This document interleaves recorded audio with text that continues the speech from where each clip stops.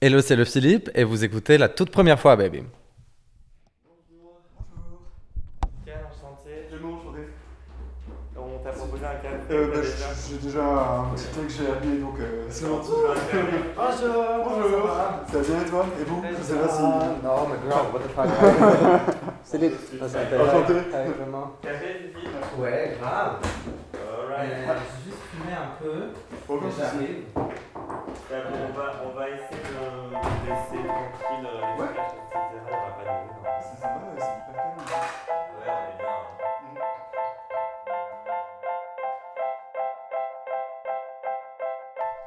En juillet dernier, sur la scène du mythique Grand Rex à Paris, le Philippe a été sacrée nouvelle reine du drag français en remportant la 3e saison de Drag Race France. Son humour, ses tenues impeccables et sa chalance, oui ce mot ne veut rien dire, mais celles et ceux qui ont regardé l'émission comprendront la référence, ont fait d'elle une des chouchous du public. Ses confessions sur l'homophobie rencontrée dans sa jeunesse ou sur les addictions d'une partie de la communauté LGBT font également partie des moments marquants du programme. Je suis donc très heureux de la rencontrer aujourd'hui pour discuter de ses premières fois en drague à quelques jours du coup d'envoi de la tournée de Drag Race France qui débute ce vendredi 14 septembre aux Folies Bergères avant de se déplacer partout en France. Toute première fois, saison 4, épisode 4, le Philippe.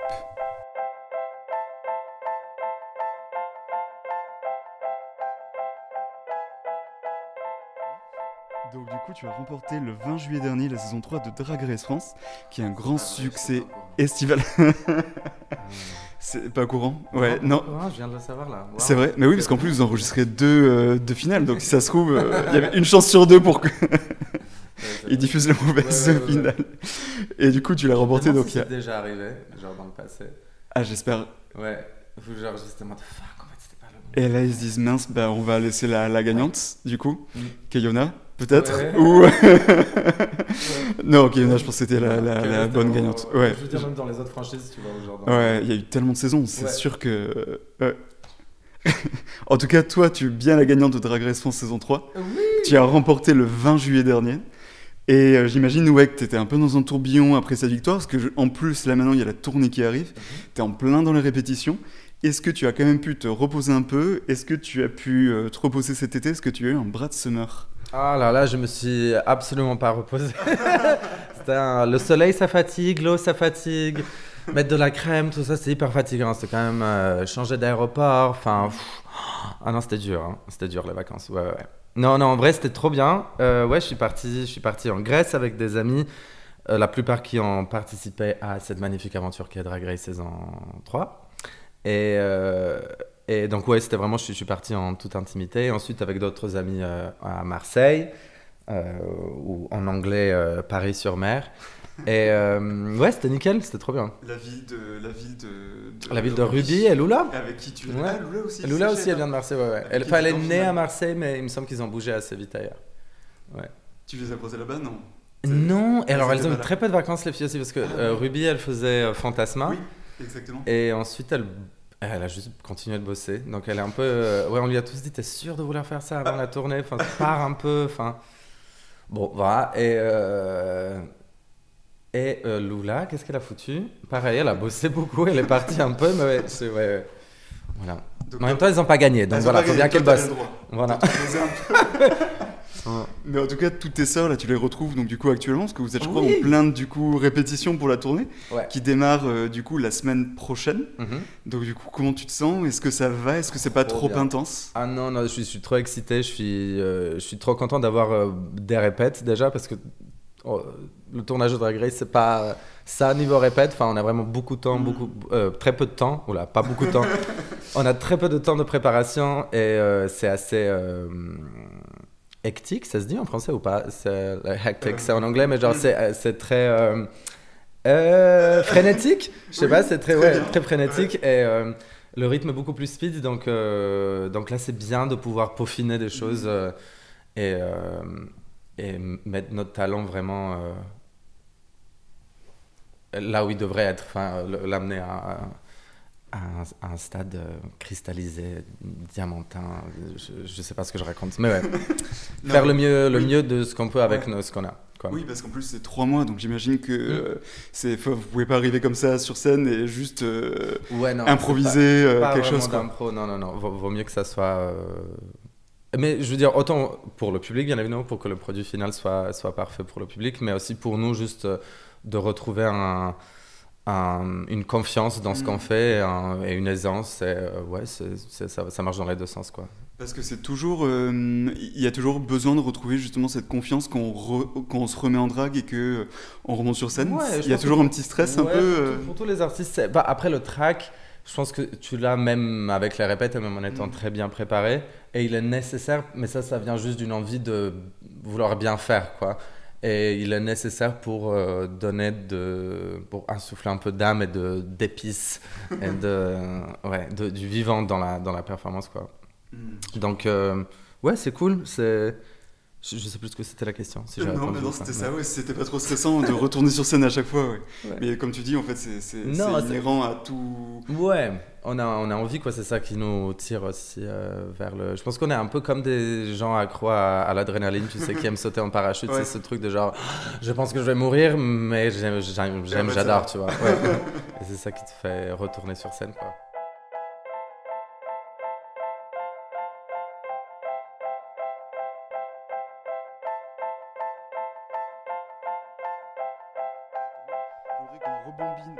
Rembobine un peu le film de ta carrière et je voudrais revenir sur cette première fois quand tu t'es habillé en drague. Est-ce que tu te souviens justement quand c'était, où t'étais, parce que du coup c'était peut-être en Croatie, parce que je suis alcoolique, parce que je suis vieille, parce que ça fait 12 ans. Non, parce que t'es plus jeune que moi, donc du coup je peux pas dire que t'es vieille. Ouais, j'ai découvert ça. T'as pas 30 ans 31. 30 ans, voilà, moi je vais avoir 30 ans en février là. Ah ça va, je pensais que t'avais encore moins. Non, ça va alors. Ça va, on est tous les deux vieux. Ouais, c'est bon. Mais je sais pas, je me sens bien. J'appréhendais plus quand j'avais genre 27, 28. Parce que Exactement pareil. Et là, en fait, je suis en mode, c'est bon, ça y est, 30, c'est cool. Exactement pareil. T'as vu J-Lo à fucking 60 balais, à quoi elle ressemble, et Madonna à 74 Non, on dit jamais l'âge de la reine. Voilà, 50 ans. Ouais, à jamais 40. À jamais 40. Confession of a Dance Floor. Donc du coup, est-ce que tu te souviens de cette première fois alors je me souviens bien sûr. Ouais, j'étais en Croatie, c'était en 2012. Et qu'est-ce que je foutais? Parce que c'était l'été, c'était pour la Pride. Je ne connaîtrais pas, tu es croate. Je suis d'origine croate, du coup. Ouais. Et non, mais j'ai toujours parlé papier français. Hein. Je suis en procédure, mais c'est le législatif de cette année là qui m'a foutu la trouille en mode oups, même si je suis européen. Jusque-là, t'as pas encore fait tes papiers parce que je suis. Enfin, tu sais, on fait partie de l'Union Européenne, donc j'étais un peu en mode ça va, enfin, ouais. Et juste la flemme, quoi. Ouais, je pense de. Et en fait, après, j'étais un peu en mode. Enfin, aussi, j'ai commencé à payer pas mal de. Je me suis dit, ça fait 5 ans que je suis freelance. Je paye quand même beaucoup à l'URSSAF. Je me suis dit, genre, autant peut-être avoir quelque chose à dire au niveau politique, quoi. Et m'investir. Enfin, je me vois pas vivre ailleurs qu'en France, donc autant faire partie de ces populations et voter, quoi. Ouais. Et donc tu disais que la première fois que tu étais en drague, c'était la Pride alors une Pride de... C'était une Pride de Zagreb en 2012, et je pense que c'était le dernier jour de la fac. C'était peut-être à quelques jours d'intervalle, pas de la fac, n'importe quoi, du lycée. Ah ouais, t'étais très très jeune. Enfin, ouais, j'avais 18 ans, ouais. Je venais d'avoir 18, ouais. Et voilà, et j'étais un peu. C'était aussi la dernière année avant de revenir en France, revenir habiter en France. Et du coup, j'étais un peu en mode bon, allez, on va faire ça. C'était un peu une folie entre amis. Venez, on va à la Pride, et venez cette fois-ci, je me mets en drague. Et voilà quoi. Et j'étais repéré par des mecs qui organisaient un after show. Ils m'ont proposé de venir performer. Bien sûr, moi je leur ai menti, inventé une histoire comme quoi j'étais drag queen depuis 1000 ans. Et que, ils voyaient un gamin, ils voyaient très bien que. Mais ils m'ont rien dit sur le coup. Et c'est magnifique parce que ces mêmes garçons ensuite, ce premier show a débouché sur plein de petites soirées qu'on a organisées ensemble durant l'été. Et ensuite sur le tout premier festival du drag. Mais je pense limite en Europe continentale, quoi. Ouais, parce qu'il y en avait peut-être à Berlin et peut-être à Londres, Mais ouais, et là c'était en Croatie quoi. Enfin, les drag queens, tu les comptes sur les doigts d'une main quoi. Ouais, j'allais dire déjà, Ouais. toi, à peine 18 ans, aller à la Pride, j'imagine que c'était déjà une des premières Pride peut-être de... Non, non, non, ma première Pride c'était bien avant, c'était en 2010, un truc comme ça, mais c'était encore. Enfin, c'était très dangereux quoi d'y aller. Ouais, C'était, c'est ouais, ça. c'était ces années-là, c'était parce qu'il y avait une anti-parade en même temps, Ah ouais. avec plein de fachos, tous habillés en noir. Ouais, on était protégés par les keufs, une ligne de keufs comme Ah ça. mais quand même, Ouais. au moins vous étiez protégé. Ouais, mais c'était ça le truc, c'est qu'ils nous protégeaient jusqu'à une certaine heure et Mhm. après ils rentraient, tu vois, quand la Pride était finie. Et c'était là, en fait, où les gens se faisaient tabasser sur le retour jusqu'à chez eux, quoi. Et c'était là où fallait vraiment anticiper le moment où quand est-ce que tu allais partir, est-ce que tu allais prendre un taxi, enfin, quand tu es jeune. Généralement, quand tu es croate, tu prends pas vraiment le taxi, tu conduis le taxi. T'es pas- donc ouais, c'était ou alors fallait y aller en Ah ouais. groupe. Enfin ouais, c'était toute une orga, mais en même temps, j'en garde pas un mauvais souvenir parce que les prides en soi deviennent de plus en plus Ouais. safe et en Croatie comme en France. Et je dis pas que je suis quand même content d'être passé par là et d'avoir D'avoir vu ce d'être- que c'était. ouais aussi ouais, de faire partie encore une de ces générations qui comprend la fragilité en fait de notre communauté euh, et, euh, et de l'importance de la Pride aussi. Ah ouais, donc toi 2012 dans ce climat-là, t'y vas en drague. J'y vais en drague, Et- mais je pense que les gens, enfin déjà, c'était vraiment, j'étais un travesti quoi, je veux dire, c'était vraiment pas beaucoup de make-up, j'avais mes sourcils naturels, j'avais Ouais. un peu de blush, un peu de mascara, un peu de rouge à lèvres, je pense que je passais vraiment pour une fille quoi. Et du coup les gens ils se disaient rien quoi. Ils se disaient ouais c'est une nana ou je sais pas, ou alors c'était tellement aberrant ou tellement excentrique pour eux que c'était en mode bon Ils ça avaient doit être horrible. une blague quoi, c'est pas, tu vois. Mais toi, pour toi, c'était Et le c'est une début blague, hein, de... mais- C'était une blague du coup, mais c'était le début d'un petit truc en fait du coup. Oui total, ouais ouais. Et c'était déjà le Philippe. Enfin, tu t'étais déjà donné Non, un nom ou pas c'était encore? c'était Alma Palma, je pense. Alma Palma, d'accord. Il me semble que c'était Alma au tout début et ensuite Palma parce que j'avais en Croatie, quand tes doigts de pied sortent des sandales par exemple ou des talons sandales, ça s'appelle des palmiers. Et du coup, Palma, tu vois, donc c'était Alma Palma. Et Ah, Alma parce que d'accord. c'est l'âme en espagnol. Ah, donc toi, Ouais. t'as commencé ton premier nom de drague, c'était Alma Alma Palma, Palma, alors. ouais. Et pendant combien de temps tu l'as gardé? C'était jusqu'à. En fait, sur Facebook, je m'appelais. Oui, Facebook. Je m'appelais Le Philippe pour pas avoir mon nom de famille quoi, en ligne. Et les gens. Certains m'appelaient déjà Le Philippe Ouais. avant le drag parce que. Enfin, ça les faisait C'était marrer un petit quoi. surnom. Ouais.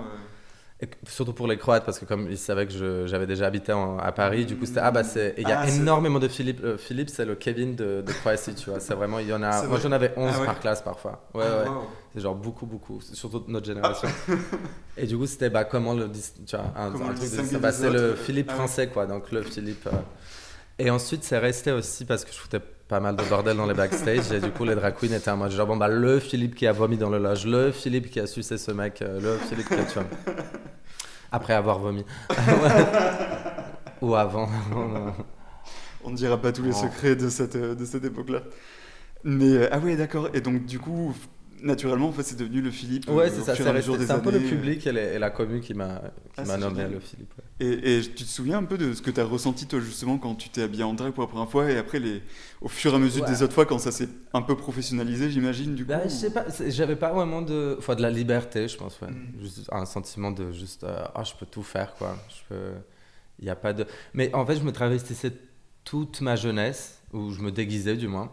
C'était pas forcément il y avait pas une volonté de forcément être féminin ou quoi, mais bon, la plupart du temps si, mais je sais pas, comme mes parents me laissaient faire, j'avais pas grandi avec une notion que c'était quelque chose de mauvais ou forcément mal vu par la société. C'est une fois quand j'ai les fois où par Le exemple je regard des prenais le autres. rouge à lèvres. Ouais, voilà, le regard des autres, c'est venu un peu après où j'ai réalisé que effectivement on se fout de la gueule par exemple des personnages qui sont en drague dans les films ou dans les séries ou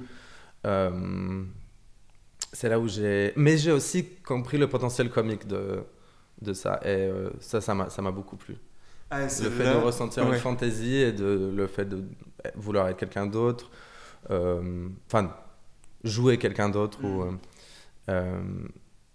Et il y a un peu ce truc de masque aussi, de juste, je pense que dès que t'es derrière un masque, t'es libre, c'est pas toi, quoi. Il y a un peu il y a les possibilités sont ouvertes. Et ouais, je sais pas, c'est amusant, quoi. Et l'humour est venu du coup alors tout de suite. Alors toi, t'as vu le drag comme quelque chose pour faire des blagues, pour mettre à distance. Complètement. Mettre à distance, mais aussi faire face à des adversités, faire face à des choses que je comprenais pas. Et aussi, honnêtement, tout simplement faire rire ma mère. C'était toujours j'adore le rire de ma mère, et elle a un rire assez caustique et corrosif. Et quand on regardait des films ou quoi, vraiment j'observais qu'est-ce qui la faisait rire et j'essayais de réinterpréter la même chose. Et elle était très bon public pour mes premières fois en drag, quoi. Donc c'était ça a juste nourri le truc. Dès le début, elle a tout de suite accepté. Voilà. Si vous avez des plaintes, envoyez des lettres à ma mère. C'est pas ma faute. C'est sa faute à elle. Ouais. Toujours les mères, de toute façon, c'est toujours la faute des mères, les pauvres. Ah ouais, donc du coup, le Philippe, l'humour tout de suite. Et du coup, l'humour, c'est pour toi à la fois faire rire ta mère, faire rire les autres, et du coup un peu un mécanisme de défense, du coup, j'imagine un peu pour... aussi, oui, mais pas... c'était un mécanisme de survie, je pense, plutôt de... j'arrive pas... je sais pas si c'est le fait que je sois croate ou slave, mais c'est vrai qu'il y a un truc dans la culture slave où on ne pleure pas vraiment, où on fait pas face aux adversités... même face à la mort, on a des discussions sur la mort qui sont assez sèches. Il y a un truc de dédramatisation des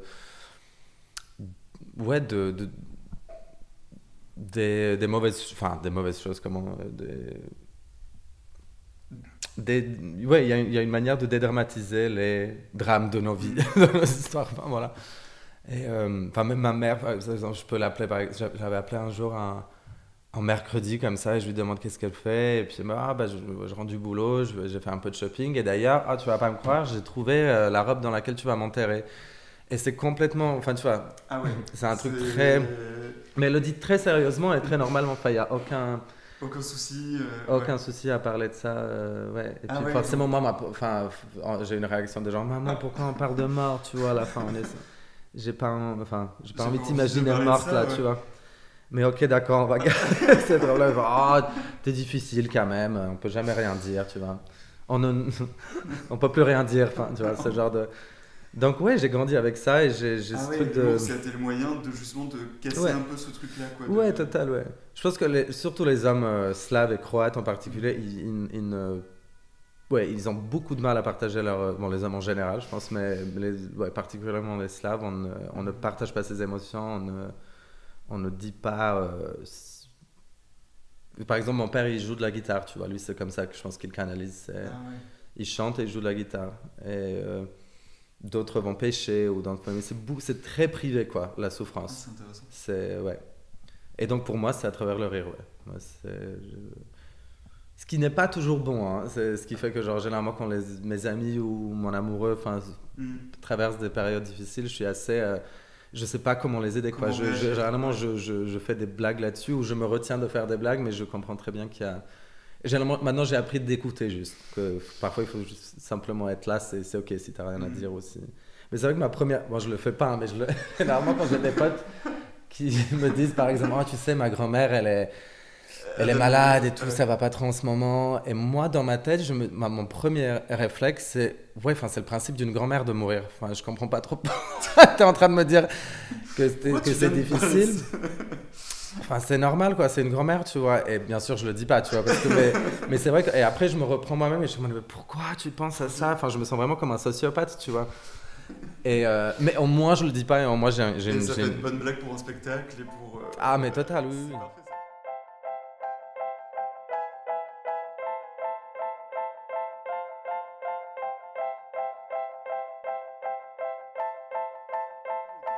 Toi, t'es une queen de l'humour, comme on dit. C'est comme ça, en tout cas, quand t'as présenté dans la saison et comme on présente un peu, comme on brinde un peu les queens dans le métier.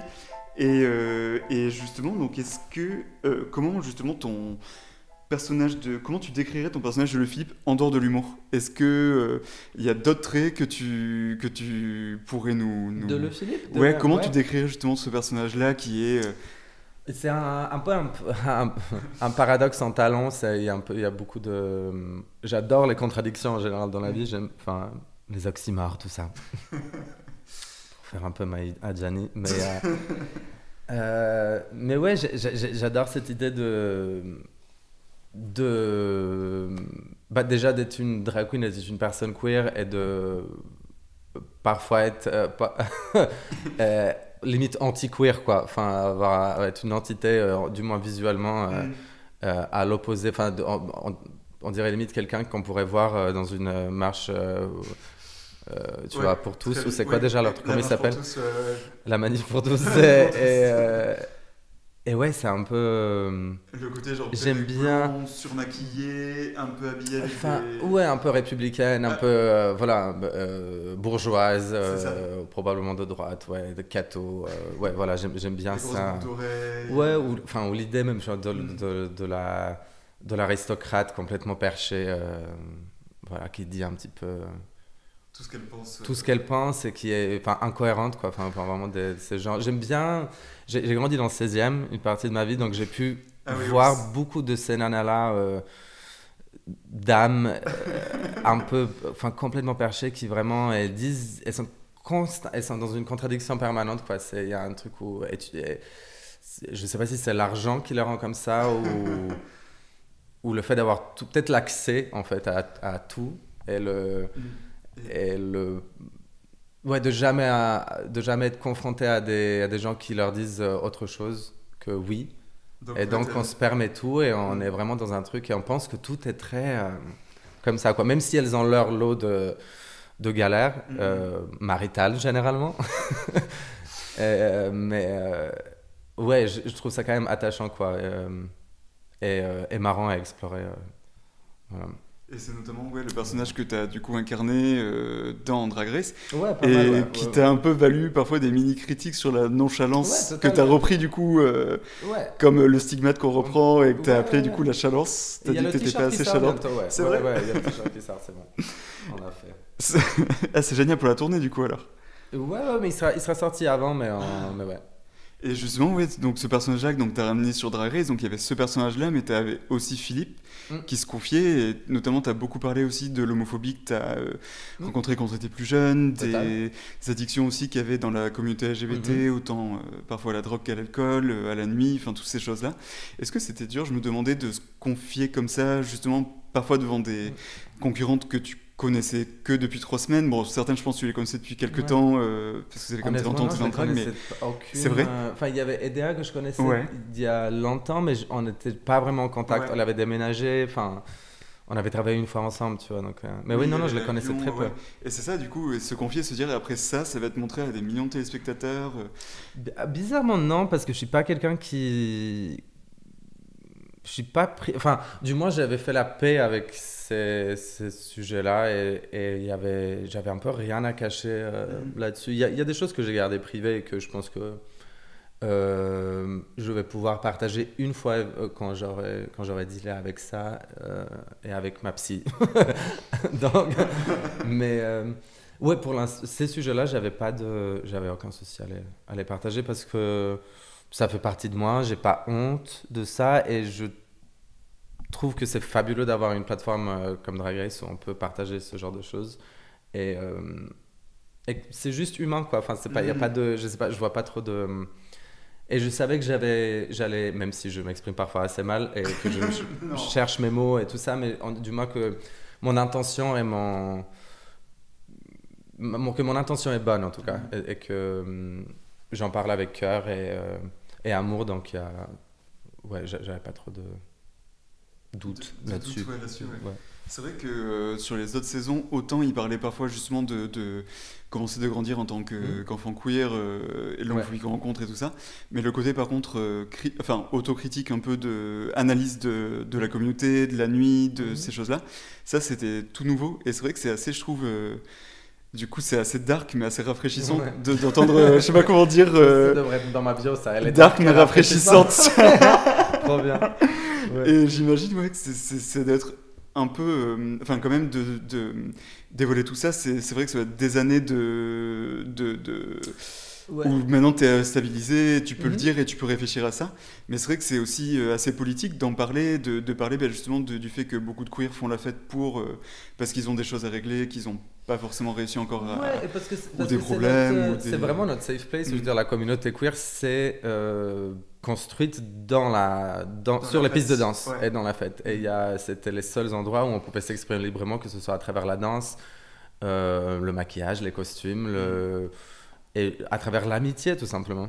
C'est ça. Et bien sûr, le sexe en fait partie, et bien sûr, la drogue en fait partie, et la consommation d'alcool en fait partie, euh, enfin voilà, on est comme on a été pendant très longtemps livrés à nous-mêmes, et encore aujourd'hui, je dirais, il y a très peu de... Enfin, il y a encore beaucoup de gens qui se font dégager de chez eux, il y a beaucoup de gens qui ont des relations avec leur famille qui sont nébuleuses et pas ouf, et du coup, le secours le confort qu'ils retrouvent, bah, c'est quand ils déménagent à Paris, par exemple, et qu'ils retrouvent leur communauté sur les pistes de danse. Et c'est extraordinaire et c'est sublime. Mais il y a... je pense qu'on en parle entre nous, mais peut-être pas... Clairement pas tout le monde, et clairement pas assez. Mais il y a aussi des dérives, en fait, qui se font. Il y a des gens qui sont juste profondément seuls et juste très jeune, quand on est très jeune, quand on arrive dans ce milieu, peut-être on ne saisit pas tous les enjeux et on ne saisit pas tous les dangers aussi de tout ça, parce que ça peut être très drôle pendant très longtemps et en fait, et un jour, juste la fête se finit, quoi. Ouais, c'est ça, Donc, c'est très fort, je trouve, d'en parler, ouais. d'avoir ce recul-là. L'émission avait moins de 30 ans, du coup, en plus. Ouais, Donc, ouais. du coup, je trouve que c'est vraiment très chouette comme intervention, enfin, Ouais. très puissante. Enfin, Ah, merci. C'est vrai. et justement, du coup, ça me parlait de parler de Drag Race. Comment est-ce que tu as vécu ta saison et qu'est-ce que ça représentait pour toi de justement Drag Race et de participer à cette émission? Moi, je regarde cette émission depuis 2010.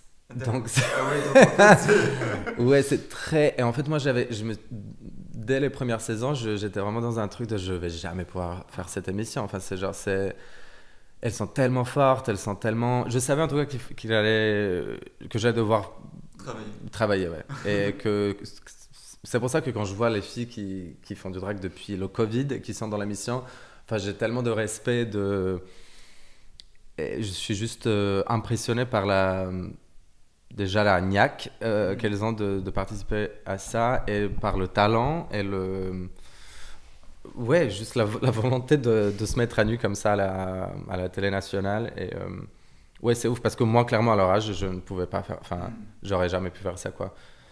Mais du coup, c'était aussi un accomplissement, un rêve, quoi, où je me suis dit, genre, bon, waouh, ok, déjà, t'es là-dedans, je suis juste très heureux d'être accepté dans le casting. Et ensuite. Le parcours, tu t'y attendais?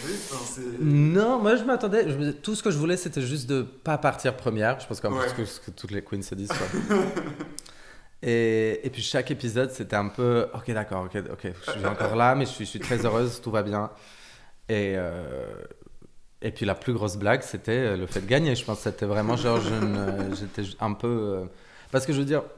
Loul, Ruby était très aimée aussi, elle a quand même gagné des challenges et à aucun moment je me suis dit genre ah non ça va être... Bah, toi tu n'en as gagné aucun, alors qu'il y en a certains, tu vois ce que je veux dire? T'étais quand même... Enfin pour moi, Ah oui, non, t'aurais dû en gagner certains. Je pense qu'il y avait ce truc aussi où je pense qu'ils avaient besoin peut-être pour moi d'avoir autre chose, de me challenger un peu plus parce que... et je veux dire, Ruby aussi, elle a été challengée. Je pense qu'ils attendaient beaucoup de nous parce qu'ils voyaient notre potentiel.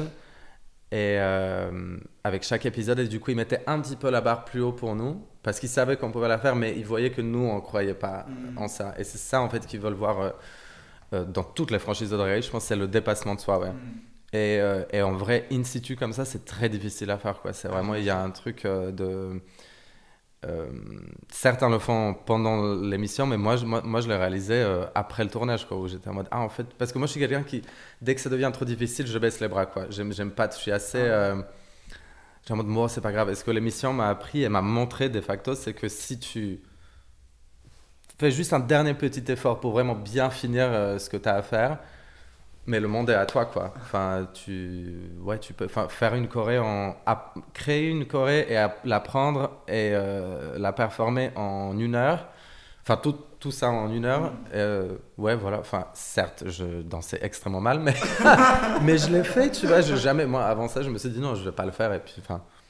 Tu parles de la choré sur ce coup et ce coup. De toutes les chorés, ouais, de toutes les chorés qu'on a fait. Enfin, genre, c'est dingue, quoi. Enfin, il y a un truc de, pareil, écrire des blagues en 1 heure. Préparer apprendre des paroles en une journée.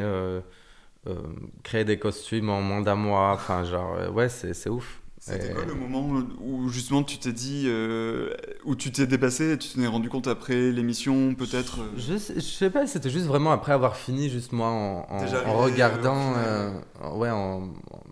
Je pense que c'était peut-être le dernier soir du tournage où j'étais tout seul avant de revenir à la maison, où j'étais juste un peu seul avec moi-même et en mode waouh, putain, on a fait ça, quoi.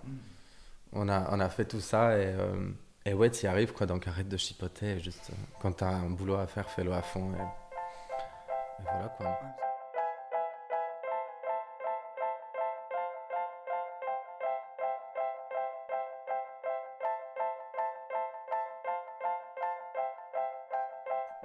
Quand ton nom est prononcé par Niki pour du coup aller au lip sync final, est-ce que là qu'est-ce que tu ressens, et justement quand après ton nom est reprononcé une semaine après, parce que du coup c'est enregistré une semaine avant et... Mais c'était un peu un mélange d'émotions parce que j'avais en fait, je sais pas, peut-être à ce stade-là, en fait, je pense que je le sentais un peu vu l'énergie que le public me donnait, mais en même temps j'étais assez... Enfin, c'était un peu mitigé parce que je voyais Lula et je voyais Léona et je me disais, ouais, mais elle mérite tout autant, quoi. Enfin, et j'ai vu Lula et j'ai eu un petit regard avec Lula à ce moment-là et j'étais un peu en mode, bon, fuck. Donc, ouais, je sais pas, c'était un peu en mode. Intense. J'ai pas envie d'avoir ce genre de moment avec. C'est vraiment les moments de compétition que je déteste, quoi, où genre. Fatalement, il faut choisir, quoi. Et donc, et c'est pas facile pour Niki non plus, c'est pas facile pour la production non plus. Il y a vraiment, je pense, une conception comme si c'était facile de faire des choix comme ça et comme si ils prenaient un malin plaisir de faire ça. Et en fait, pas du tout. C'est quand même des gens avec qui on est des personnes avec qui ils travaillent quand même pendant 1 an.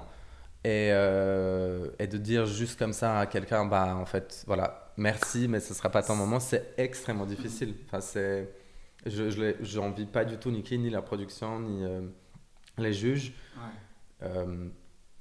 Parce que tu as des vrais humains en face de toi. C'est pas... on n'est pas des acteurs, on n'est pas en train de jouer nos émotions. Et parce qu'en plus maintenant il y a les réseaux sociaux qui s'ajoutent à tout ça, parce que vous avez vécu ça un peu au début de l'émission, les enregistrements c'était pas encore diffusé, donc c'était dur, mais j'imagine, et là il y a les réseaux qui arrivent, les gens qui disent moi je préfère elle, pourquoi elle est éliminée, enfin j'imagine ça doit être encore plus... Je pense, moi ça va parce que je suis vraiment, ça fait un moment que je fais du drag et que on m'a déjà dit 1001 fois, tu vois, j'ai déjà eu 1001 fois des interactions avec des fans ou des gens lambda qui te donnent leurs avis et franchement c'est ok. J'ai fait déjà des vidéos en ligne par multiples médias bien suivis où je me suis reçu plein de critiques, donc c'était pas ça va franchement, et j'ai pas Twitter donc ça c'est pas mal, ça aide. C'est bien, je pense. Franchement c'est très cool. Les gens sur TikTok et sur Insta sont plus sympas, je trouve. C'est un moins de blabla, quoi. Donc non, ça va, mais oui, les copines étaient assez bouleversées parce que c'est encore un stade de drague, je pense, où ça les touche énormément parce qu'elles sont encore en train de façonner pas mal de... Enfin, je veux dire, j'évolue aussi, hein, je veux pas du tout faire... Et ça, c'est dur. Moi, j'ai pas grandi avec ça. J'ai pas grandi avec des gens qui me... j'ai grandi avec d'autres drag queens qui me disaient ah meuf t'es moche dans ça ou ta perruque elle est comme ça mais ça c'est drôle, c'est toute la communauté est comme ça, tu vois, et c'est tout ça qui façonne aussi mais d'avoir des gens qui font même pas du drag qui donnent leurs avis, c'est ouf, quoi, c'est hallucinant. Donc ou qui regardent qui connaissent le drag que à travers le prisme de Drag Race, Qu'on peut encore faire l'effort d'aller. Voilà. Il faut aller en soirée, il faut lire les livres qui sortent sur le drag en ce moment, sur les. Bon, pas forcément. Mais aller en soirée, c'est quand même la base, quoi. Je sais pas, aller dans un drag show, il n'y a rien de mieux, quoi. C'est là où tu vois. Et je sais pas, c'est hyper excitant de se dire, genre, je vais à des shows de drag queen qui vont potentiellement un jour aller dans cette émission. Bien sûr. Je fais partie je fais partie de son histoire, je fais partie de son avènement, quoi. C'est assez ouf. C'est pour ça que c'est vraiment, vraiment important d'aller dans les petits bars et regarder les drag shows, quoi. Et c'est là où se passent les meilleurs trucs. Enfin, Drag Race, je pense, souhaite la plupart des choses qui se passent dans les backstage, ils souhaitent tellement que de pouvoir filmer ça. Enfin, c'est vraiment là où il faudrait être, en fait. Il faudrait... c'est vraiment où tout se passe, quoi. Toutes les embrouilles, tous les amours aussi, hein, les amitiés qui se créent, les plus grosses blagues, les plus gros pleurs. Enfin, ouais, c'est vraiment dans ces petits bars que ça se passe, et donc vaut mieux aller là-bas. J'allais dire que regarder Drag Race, mec. Mais faut faire les deux. Enfin, il faut faire les deux, quoi. Vaut mieux faire ça que juste regarder Drag Race. Bien sûr. Et Drag Race n'existerait pas sans le petit bar. Et je pense qu'aujourd'hui, le petit bar non plus profite beaucoup de Drag Race, mais les deux sont liés, quoi. Donc, je vois pas pourquoi privilégier plus un que l'autre, quoi. Et justement, c'est une pression de gagner Drag Race. Est-ce que tu as, comme tu es justement, c'est une émission que... Avec des gens comme toi, tu vois, avec des gens qui font des podcasts et des journalistes, il y a une petite pression juste de parole, quoi. De prise de parole, parce que je trouve pas que... C'est pas que j'ai du mal avec l'idéalisation, mais il y a un truc où forcément, ok, elle a gagné, du coup maintenant ça va être notre porte-parole pendant un an. C'est ce que j'allais dire. Est-ce que tu as ce côté-là, un peu ce stress de dire je représente un peu le drag français Un petit stress, ouais. Enfin, du moins,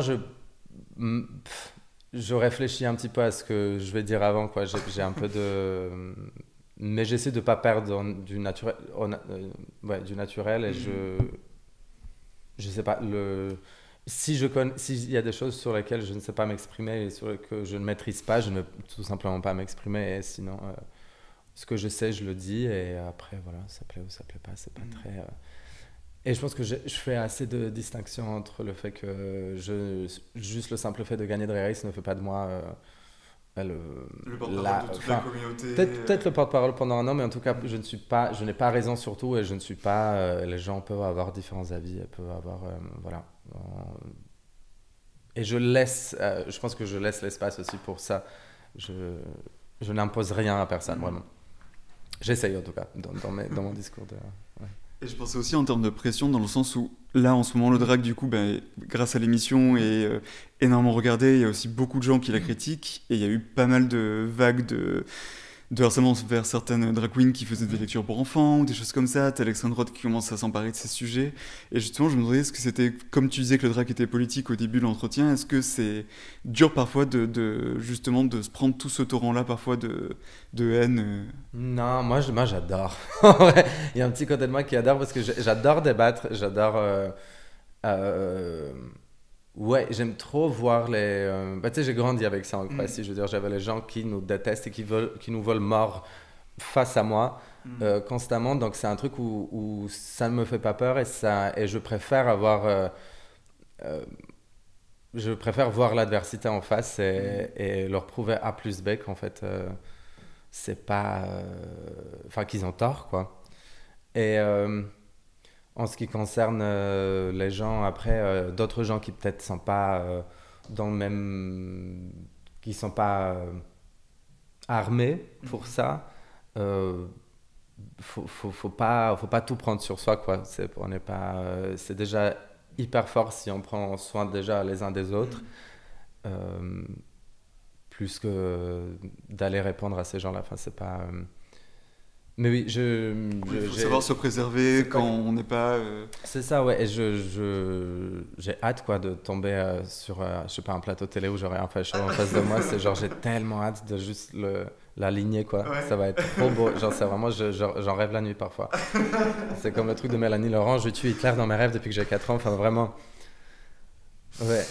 Tu tues les fachos dans tes rêves. Dans mes rêves depuis que j'ai 4 ans. Franchement, c'est magique, quoi. Et non, mais puis je pense que je saurais avoir un côté pédagogue et leur expliquer aussi un peu avec humour que genre, babes, like... Parce qu'en fait, l'énergie qu'ils me donnent, moi, je trouve, c'est un peu comme les gens qui sont pas sur liste en boîte. C'est vraiment genre, mais comment ça, t'es sûr? Vous avez vérifié? Non, parce que, enfin, quand même, je suis le pote de la pote du DJ. Enfin, c'est grave l'énergie qu'ils me donnent en mode genre, pourquoi vous êtes tellement intéressé à ce qui se passe là, on vous a pas sonné, genre, on n'est pas. Et puis genre, pareil, les ultra chrétiens et les qui sont incroyables aussi. Enfin, il y a où ils me parlent de leur livre magique. Et enfin, tu vois, ok, trop bien, mais genre, moi, je te parle pas de mon. Enfin, En fait, moi, je ne fais rien qui atteint. moi, j'ai ton mon cercle maquillage et- magique et ouais. laisse-moi croire pendant le temps d'une soirée que je suis une femme magique. Et toi, je te laisse croire. Moi, je vais pas à ta messe, si tu viens pas à mon show, tout va bien. Mais je te laisse dans ton coin. Mais pour moi, vous êtes des gros tarés entre nous. En fait, je veux dire, juste entre nous. Vous êtes genre des gens qui vont pas bien dans leur vie, quoi. Mais je respecte. Tout va bien, tu vois. Donc voilà, tu peux croire que je suis décadent et qu'un homme m'a appris à tricoter, mais voilà, ça c'est pour toi et moi c'est pour moi et tout va bien. Bah, je pense que tu es prête pour aller dans les émissions de certaines chaînes dont on va taire le nom, mais qui vont bientôt disparaître des fréquences de la TNT normalement. Donc, Complet, ouais. Ouais.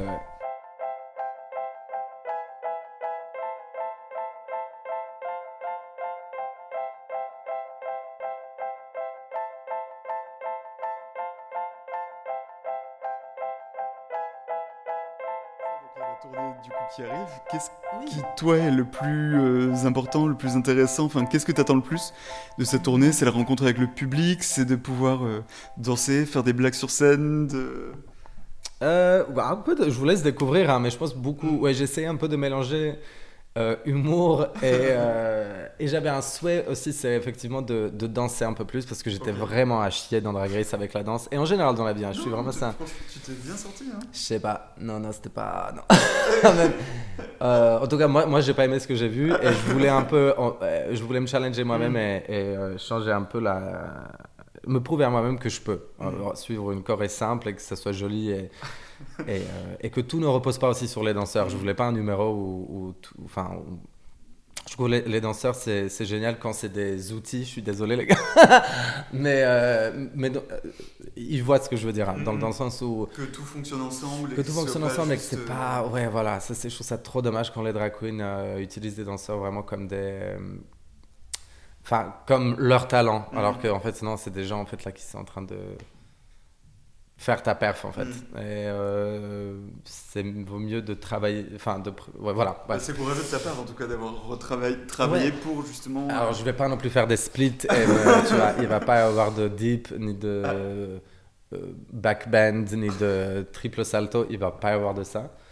Mais ouais, beaucoup de jolies tenues et un peu de rire, un peu de tu vas danse. pas faire Perséo ou Non, Dieu, tu vas non, pas les non. challenger à ce point-là, ça va.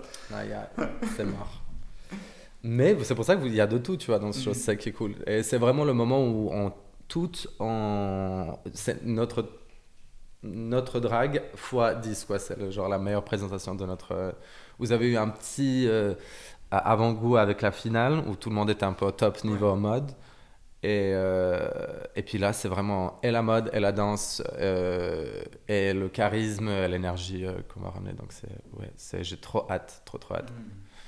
Et c'est presque, je crois, 3 mois de tournée où vous êtes un peu partout Ouais, en France, on est vraiment partout, genre dans ouais. plein de villes. Et en Suisse même. Et même en Suisse. Ah, Ouais. mais oui, parce que depuis l'année dernière, je crois, depuis Moon, ils vont en Depuis Suisse, Moon, c'est ça, ouais. Suisse, ouais. Bah, ils ont la thune. Hein. Ouais. Et là, voilà. Quoi te dire, c'est pas... Je sais pas pourquoi on va pas en Belgique. Et J'aurais j'allais dire, trop la Belgique, adoré. vous le faites pas du coup. Bah, j'aurais adoré, ouais. Ah, ouais. Mais je sais pas. Après, ils ont leur saison aussi, donc Oui, je sais pas s'il y a un truc. Ouais, alors en Suisse, il n'y a pas encore de Drag Race Suisse, donc.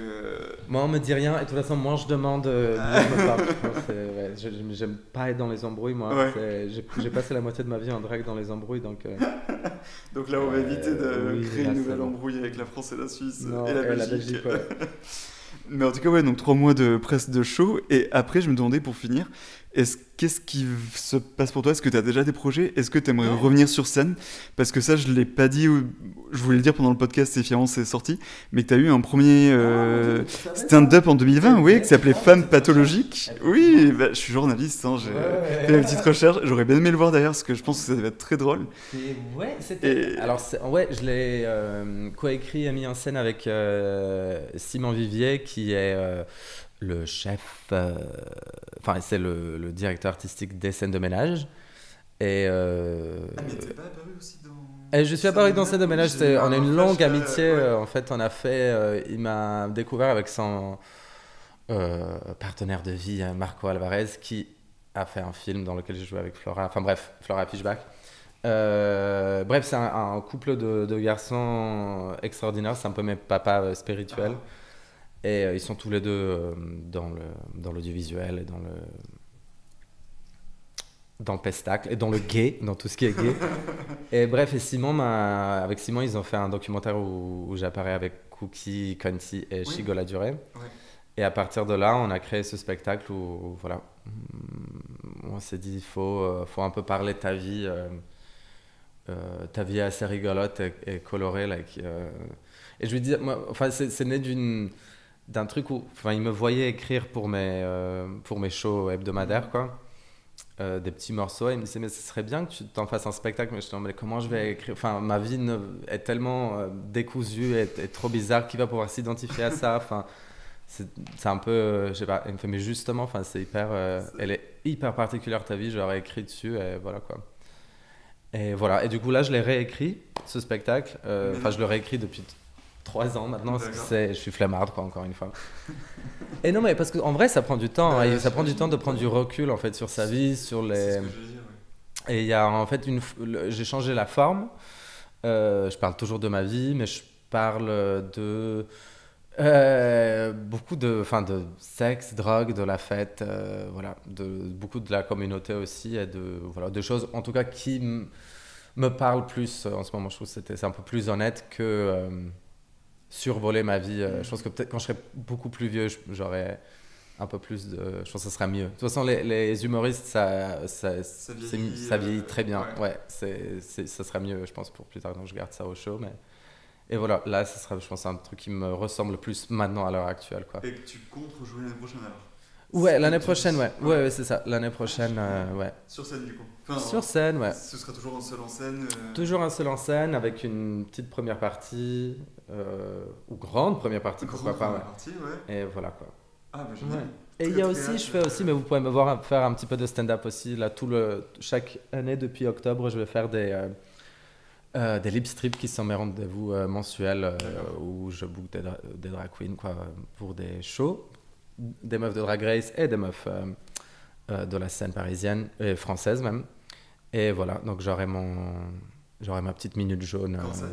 C'est à partir du 4 octobre à Césure comme mes viewings. Donc voilà, on reste dans ce lieu qui est incroyable. C'est un lieu qui mélange éducation, fripe, communauté et collectivité.